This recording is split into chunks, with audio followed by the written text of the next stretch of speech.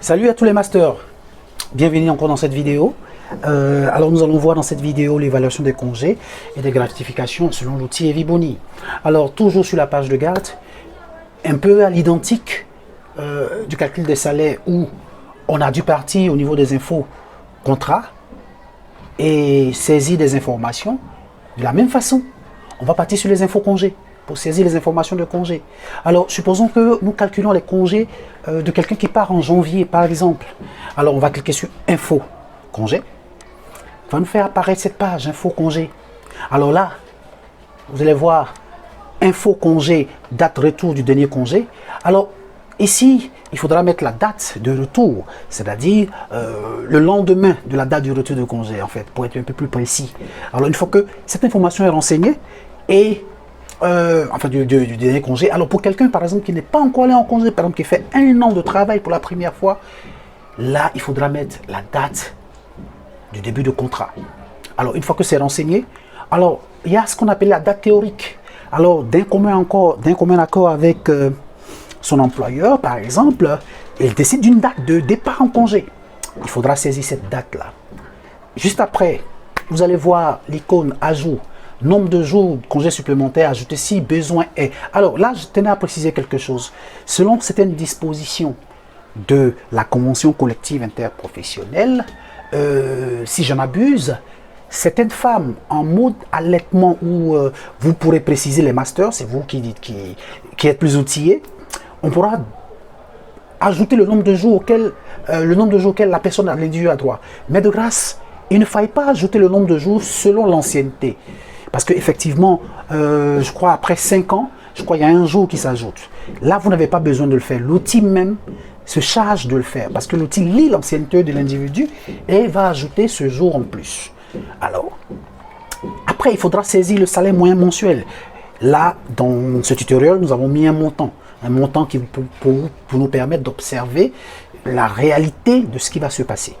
Alors, une fois que c'est renseigné, il faudra renseigner le départ effectif. Alors, pour faire un peu la différence entre le départ théorique, effectivement, il a choisi un départ, mais dans l'effectivité de la chose, il n'est pas parti du même jour. Alors, on va sur l'exemple que le jour théorique est égal au jour effectif. On va saisir ce jour de départ effectif qui est le 30 janvier aussi. 30 janvier 2021. OK. Après, alors, le retour effectif. Le retour effectif, en principe, est déjà calculé par l'outil lui-même. Parce que déjà, arrivé à ce stade, c'est-à-dire au stade du salaire moyen mensuel, le congé est déjà calculé. Et on peut déjà l'observer. Alors, on l'observe dans une page où l'on clique par congé annuel. Donc, il y a une page congé annuel qui donne l'état de congé de tous les salariés en fonction des premières informations que vous en avez enseignées là, c'est-à-dire de là à là. On peut déjà observer les informations relatives au congé en cliquant sur cela, en cliquant sur cette zone qui est aussi un lien qui nous permet d'accéder à cette page congé annuel. Alors, quand je prends cet individu, vous allez voir les informations relatives à sa date d'embauche, l'ancienneté qui est calculée automatiquement, la date de retour de notre congé que nous avons saisi, la date de départ théorique et éventuellement, le nombre de mois de référence auquel il a droit. Dans ce cas, on a 13,2 mois de référence. Donc, ça calcule automatiquement le nombre de jours théoriques auquel a droit l'individu. Et la date de fin de congé. Donc, en principe, cet individu qui part en janvier, qui a droit à 37 jours, va revenir le 7 mars 2021. Et c'est cela, la date de fin effectif. Et cette date-là, nous pouvons la copier. Revenez cliquer sur ce lien. Alors, je précise, tout écriteau qui est en forme, sinon qui a la couleur ocre, est un lien d'accès à une page. Donc, quand on clique là, on va revenir sur la page info congé. Et comme je l'ai dit toujours, on va le mettre en mode collage, bouton droit. Au moment de coller, je reprécise encore qu'il ne faut en aucun cas choisir ce type de collage. Parce que vous pouvez observer que le collage a été fait selon le fichier, enfin je veux dire selon la page d'origine. Donc il convient de revenir là. Cliquez sur en valeur, ok. Il va respecter cette écriture là. Vous voyez. Alors on repart encore sur l'info congé.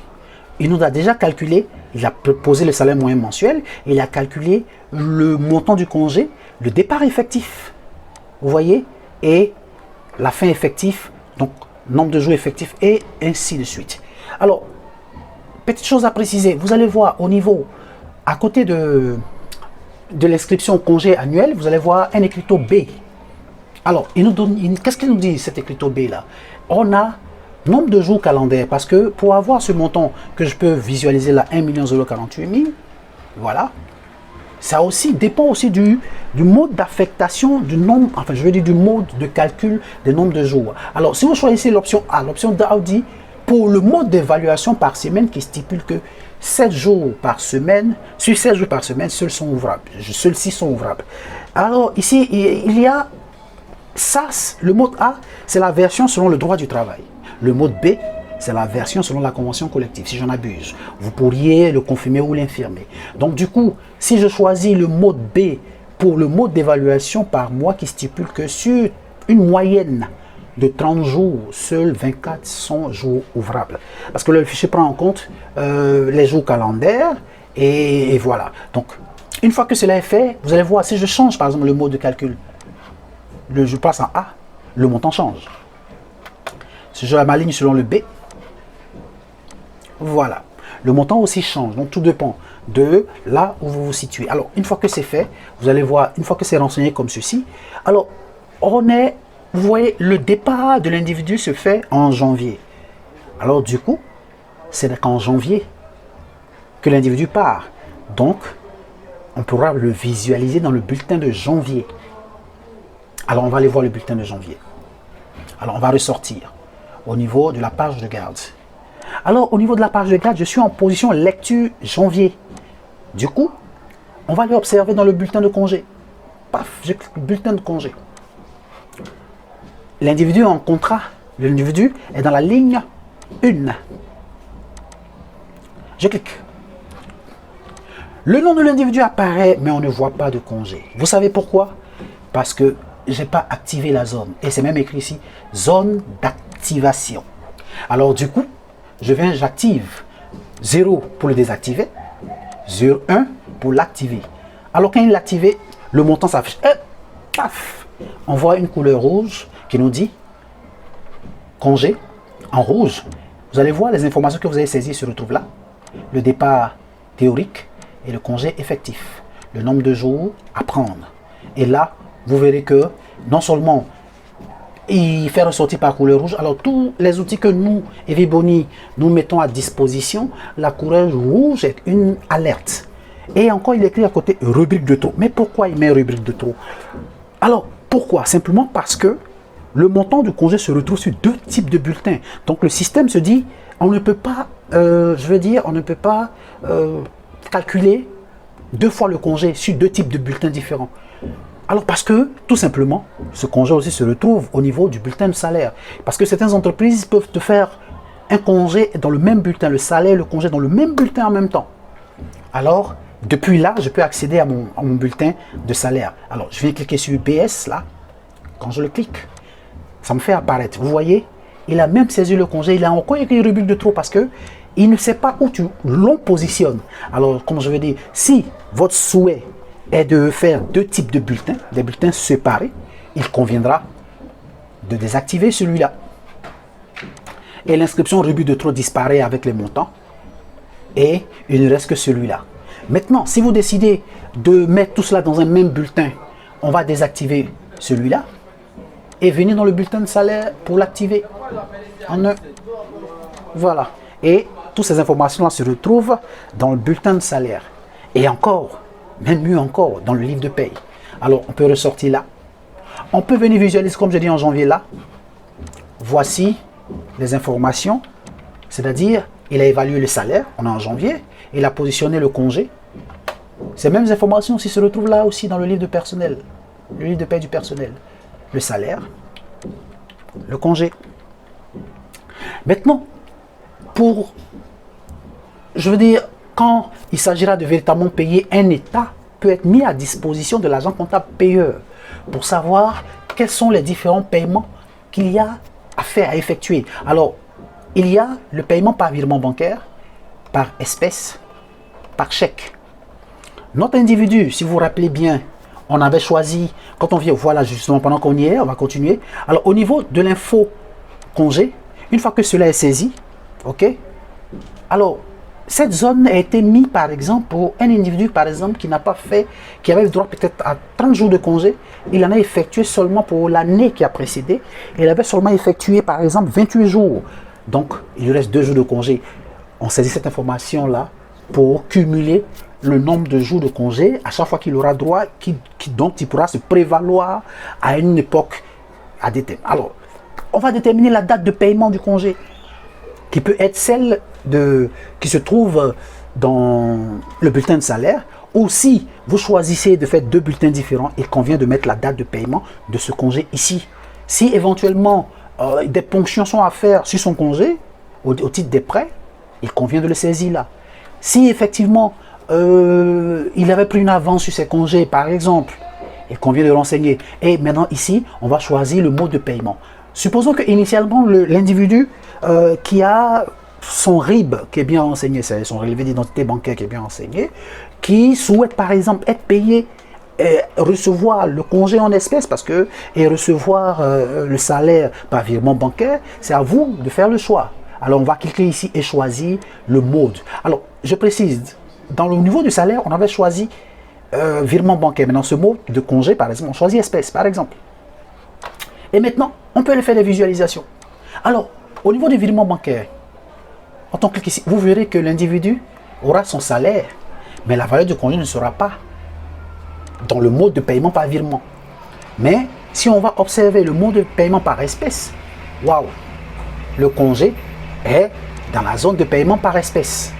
Et si d'aventure, l'individu demande à ce que tout le soit viré, alors, lorsqu'on va dans l'info congé, là, quand on clique, on vient tout simplement, on va choisir le virement bancaire. Allons-y observer ce que ça va donner. Mode virement. Voilà, ces 2 émoluments sont là avec le net à payer, le net à virer, je veux dire, le montant à virer. Alors, voilà ce qui est du congé et on va attaquer en même temps les gratifications. C'est le même principe. Alors, dans les gratifications, on va cliquer sur Info gratification. On est dans la ligne de l'individu. Date de départ, c'est-à-dire quand est-ce que prend le départ du calcul de l'individu pour l'année considérée. Bon, en fait, en principe, cette information, très souvent, c'est en décembre que ça se fait. Alors, si on est en décembre, on va déterminer la date, d'accord? Supposons que, alors, je dis bien si on est en décembre, alors on va mettre la date de départ, sa gratification, elle commence à se décompter à partir du 1er janvier 2021. Si l'individu a commencé le contrat en cours d'année, il faille saisir la date du contrat de l'individu, la fin de l'exercice, c'est-à-dire au 31 décembre 2021. La base de calcul de gratification, nous vous laissons la main pour saisir le montant que vous utilisez pour calculer la gratification. Si, selon la convention collective qui dit le minimum, c'est la base catégorielle, vous saisirez le montant de la base catégorielle. Si je suppose que je mets n'importe quoi comme chiffre. Si, par exemple, vous utilisez le montant brut pour le calcul, vous mettrez le montant brut pour le calcul. Oh, je n'ai saisi une valeur un peu trop, on dirait. Voilà, je monte comme ça tout bêtement. Voilà. Et au niveau du taux, le minimum c'est 75%. Si vous pouvez décider de payer 85%. Alors, vous n'avez pas besoin de saisir le symbole pourcentage. Vous saisissez simplement 85. Une fois que c'est prêt, on clique là. La gratification de l'individu est observable dans cette zone gratification. Voilà. C'est bon. Voilà le taux, 85%. Alors, vous voyez, du 1er janvier au 31 décembre, ça lui fait 360 jours de gratification. Au taux de 85%, le salaire de base de gratification qui a été utilisé, c'est 250 000. Ça vous donne le montant brut. On peut revenir là. Voilà. Et revoir les lectures, effectivement, les changer. Dans ce cas aussi, la date à laquelle c'est payé, il faudra la saisir. Et ainsi de suite. Alors, vous ne pouvez que visualiser cette information-là qu'en décembre, parce que vous avez dit, c'est en décembre. Vous voyez? Vous avez dit que c'est en décembre 2021. En décembre 2021. supposons qu'on veut payer cette gratification en janvier. Alors, je mets janvier, 1er janvier 2021. Et là, alors, vous allez voir le montant de la gratification sera réduite. Hop. Ben, oh, j'ai mis le 1er janvier. Voilà, voyez. Donc, il n'y a pas de nombre de jours. Du 1er janvier au 1er janvier, c'est tout à fait normal. Alors, supposons qu'on veut payer cette gratification pour la période au 30 janvier, par exemple. 30 janvier 2021. Alors, là, ça lui fait 29 jours de gratification et éventuellement, les informations sont saisies. Et voilà pour ce qui est de la gratification et éventuellement du congé dont on a parlé un peu plus tôt. Alors, merci à vous de nous avoir suivis. Et alors, avant même de se laisser pour la vidéo, toutes ces informations sont observables sur les différents bulletins. C'est-à-dire sur le bulletin de congé, le bulletin de salaire. Alors, je n'ai qu'à activer cette zone-là. 1. Gratification. Le montant s'affiche. Et comme le congé, il a mis rubrique de trop, simplement parce que ce même montant se retrouve au niveau de la gratification. Alors, dans ce cas, il faut désactiver celui-là. Et revenir sur le bulletin de salaire. Et les informations sont saisies dans le bulletin de salaire. Alors, merci à vous de nous avoir suivis. Gratitude pour votre présence. Si vous avez aimé la vidéo, likez, partagez. Activez la cloche de notification. Puis, merci encore. Et à une prochaine fois.